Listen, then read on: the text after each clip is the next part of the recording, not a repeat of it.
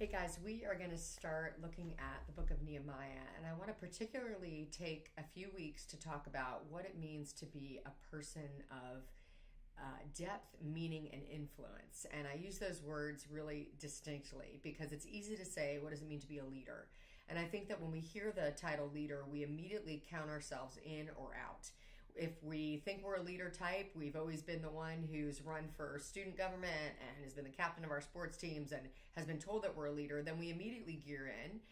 But if we haven't been those things, then we can gear out pretty easily. And I think that actually, as believers, as sons and daughters of God, we're really called to a life of meaning and depth and influence, and that we have a responsibility in this world and a role to play that I think we can often kind of subjugate and make it smaller than it is. And actually, what God is about is the way that He is calling us to reconcile and redeem the world through our lives, not for our sake, but for His.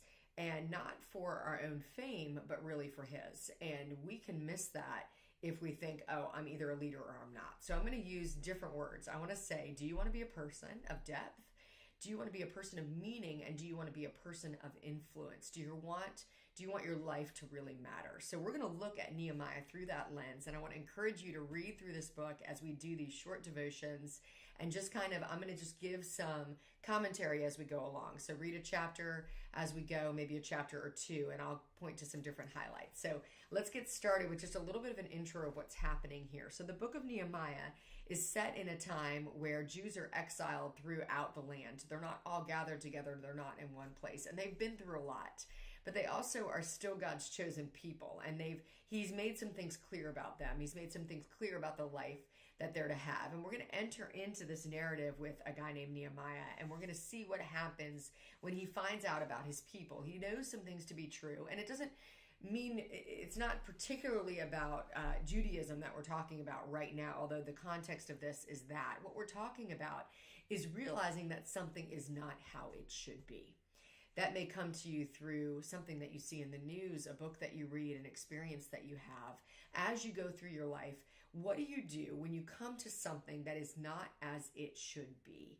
You just know in your heart that there's an injustice that's happening, that there's something that moves you in a way, and you wonder what you're supposed to do about that. So that's what we find with Nehemiah, that it says in verse 4, he finds out that in Jerusalem, the city walls have been broken down. They have not been rebuilt. And he knows that Jerusalem is a place that is supposed to bring glory to God. And it's supposed to be this place of strength for God's people. And when he finds out this news, it says in verse 4 that he sat down and wept. And for some days he mourned and fasted. Now, let's just talk about that for a second. We are not a people who like to hold on to sadness. I've got some friends who've been through deep grief in a lot of different ways in the past couple of years. And I often have to remind them that most people in our culture are very uncomfortable with pain and with mourning. They just don't like it. They want you to get better and they want you to feel better and they don't want you to stay there. And because of that, we often may numb that pain. We may try to escape it. We may try to cover it over with a rug. And we actually try to skate past experiences that make us feel sad or feel like sort of a depth of even despair about the way that the world is. And one of the things that I want you to take from Nehemiah, as hard as this may be to hear, is that if you want to be a person of meaning and of depth, you have to allow yourself to feel things. You have to actually feel the pain and the weight of the burden of this world. That may come with the way that you see a little kid treated. That may come with a systematic injustice that you may experience in your community. That may come through the news that you see. We need to be a people who allow ourselves in some ways to be crushed by the reality, but we are not in despair. There's a big difference between being crushed and being in despair and being crushed and allowing it to bring forth sort of the wine to crush the grapes of your soul, as Anne Voskamp might say, to bring forth something really beautiful and sweet that God can use. So the takeaway for today is that there is a place in our lives, if we want to be people of depth and of meaning, there is a place to allow ourselves to feel, allow ourselves to mourn, allow ourselves to sit in the sadness of things not being as they should be. And I don't mean just in your life. I mean in the world, in the way that you experience the world.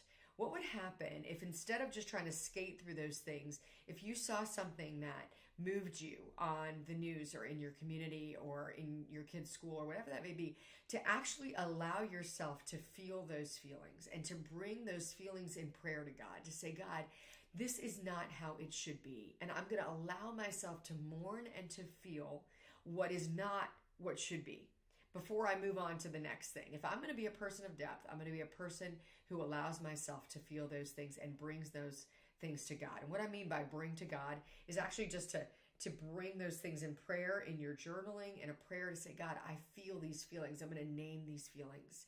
I feel frustrated. I feel hopeless. I feel like something can't change. I feel so sad about the suffering in the world. Whatever those things may be, what would it be like for you to actually sit and stay with those for a period of time? Try that, and we'll take it up next time we talk.